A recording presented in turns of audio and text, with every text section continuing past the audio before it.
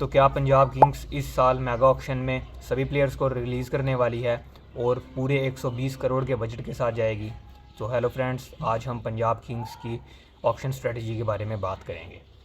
सबसे पहले तो पंजाब किंग्स की अगर हम बात जब करते हैं तो डिसअपॉइंटमेंट हमें सबसे पहला लफ्ज़ इनकी टीम को सोचते हुए यही जहन में आएगा, क्योंकि 2014 के बाद से अभी तक एक बार भी ऐसा सीज़न नहीं आया जिसमें पंजाब ने इवन के प्लेऑफ्स तक भी क्वालिफाई किया हो। And that shows how unsuccessful this team has been throughout all these years. Then दूसरी चीज़, इनकी आई थिंक जो इंटर रिलेटेड हैं चीज़ें सब, इनकी जो वजह रही है ये शायद वो इनकन्सिस्टेंसी भी है। चाहे वो मैनेजमेंट में आप बात कर लो, ऑलमोस्ट हर बार जो है वो कैप्टन इनका बदला हम देखते हैं। अगर हम रेशियो बात करें कैप्टन की इन आईपीएल सीजन्स को कंपेयर करते हुए, तो 13 या 14 कैप्टन को तो इन्होंने आई थिंक बदल लिया होगा, अगर पूरे आईपीएल की हम हिस्ट्री की बात करें। देन मैनेजमेंट की अगर हम बात करें तो वो भी इनकी कंसिस्टेंट नहीं रहती। कोचेज़ को बहुत ज़्यादा बदला जाता है, जिससे वो टीम्स कॉम्बिनेशंस, फिर वो पूरा जो टीम का माहौल है वो चेंज होता हुआ हमें नज़र आता है। तो इस बार फिर से कोच को बदला है इंटरेस्टिंगली।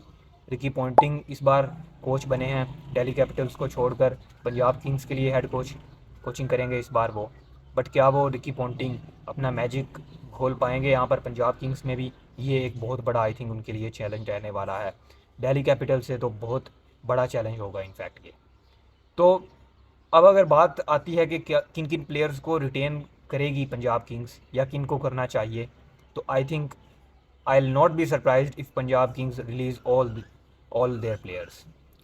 मतलब जो बड़े बड़े नाम भी हैं इवन के, जिनको ऑक्शन में बहुत ज़्यादा पैसे खर्च करके लिया था पंजाब ने, जिनमें अगर हम देखें तो सैम करन है वहाँ पर, लियम लिविंगस्टन हैं, तो कगिसो रबाडा हैं, उन्होंने भी कुछ नहीं किया।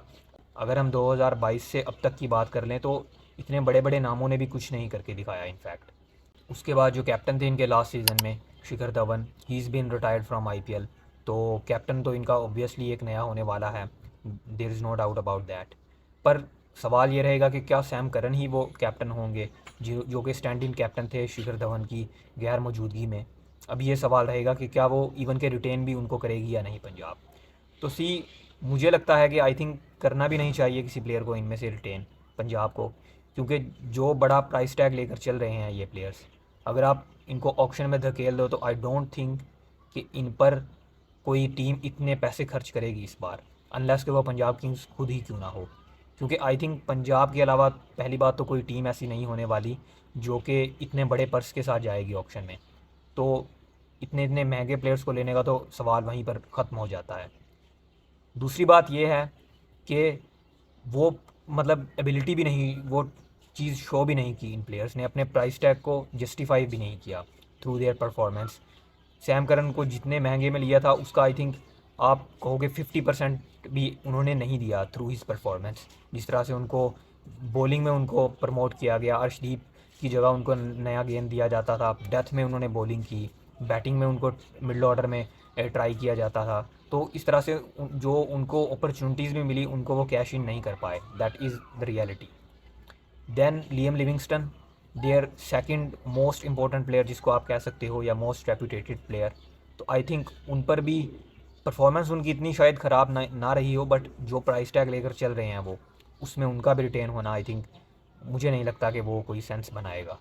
उसके बाद कगिसो रबाडा आपके जहन में ज़रूर आएंगे, तो आई थिंक वो भी 10 करोड़ से ऊपर में उनको लिया था, तो उनको भी नहीं रिटेन करना चाहेगी। और पहली बात ये भी है कि अगर आप किसी प्लेयर को रिटेन कर रहे हो एक दो को, तो उनको आप 15 करोड़ तो एटलीस्ट दोगे, 15 करोड़ 18 करोड़, इससे कम में तो वो प्लेयर भी शायद वो नहीं रिटेन होना चाहेंगे आपके लिए, जो कैप्ड प्लेयर्स हैं। अर्शदीप सिंह को आप करना चाहोगे ज़रूर, उसके बारे में सोच विचार भी हो सकती है मैनेजमेंट की, बट आई डोंट थिंक कि उनको भी रिटेन करना चाहिए 18 करोड़ में। तो इस तरह से जो, अगर तो प्लेयर का एक पूरा बंच होता है रिटेन 3-4 प्लेयर्स का, तो फिर वो डिसेंडिंग ऑर्डर में आप प्राइस भी डिस्ट्रीब्यूट कर देते हो, एक को 18 मिले, दूसरे को 14 मिले, तीसरे को 11 मिले। लेकिन अब अगर कोई भी नहीं हो रहा, अगर 2-3 आपके बड़े नाम नहीं हो रहे, तो उसके बाद जो जो सेकेंडरी आपकी चॉइस रहती है लाइक अर्शदीप सिंह, तो फिर आप उनको, आप मजबूरी के तौर पर उनको भी आप रिटेन नहीं कर पाते। अब यहाँ पर इंटरेस्टिंग जो ऑप्शंस हैं पंजाब के लिए वो ये हैं कि अनकैप्ड प्लेयर्स को ये रिटेन कर सकते हैं, क्योंकि वो बहुत ज़्यादा इनसे बजट नहीं मांग रहे। अनकैप्ड प्लेयर्स की अगर हम बात कर लें तो Ashutosh Sharma, Shashank Singh, Prabhsimran Singh, all three have shown their really good guts in the last season. और इनमें से एटलीस्ट एक को तो करेगी पंजाब किंग्स, इवन के दो के बारे में भी सोच सकती है रिटेन करने की, जिसमें अगर हम सबसे पहला नाम देखें तो वो नो डाउट शशांक सिंह होगा, क्योंकि जिस तरह की उन्होंने परफॉर्मेंसेस डिलीवर की लास्ट सीज़न में, इवन के उनकी जो उन पर बिडिंग हुई थी वो आई थिंक 50 लाख थी, लेकिन स्टिल जो उन्होंने परफॉर्मेंस दी वो करोड़ों की परफॉर्मेंस थी उनकी तरफ से। तो उनको सबसे पहले 4 करोड़ में पंजाब किंग्स आई थिंक आराम से रिटेन कर लेगी, और करना भी चाहिए उनको।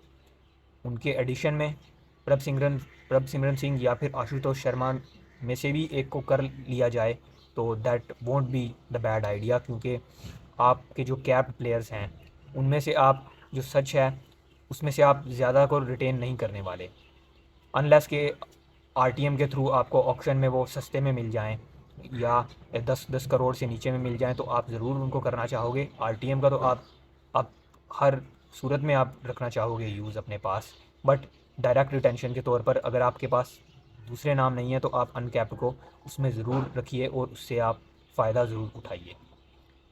आशुतोष शर्मा या फिर प्रभसिमरन में से एक, शशांक सिंह को आप डेफिनेटली रिटेन करो। दो आपके ये अनकैप्ड प्लेयर्स हो गए, बाकी आपके पास 4 बचते हैं आरटीएम, जिसमें आप अगर आपको अच्छी डील में मिलते हैं तो आप Liam Livingstone, Sam Curran, Arshdeep Singh, Jitesh Sharma और उनके अलावा कगिसो रबाडा, इनमें से अगर कोई आपको मिलता है ठीक डील में तो वो आरटीएम यूज़ करके आप इजीली उनको ऑक्शन में जाकर रिटेन कर सकते हो।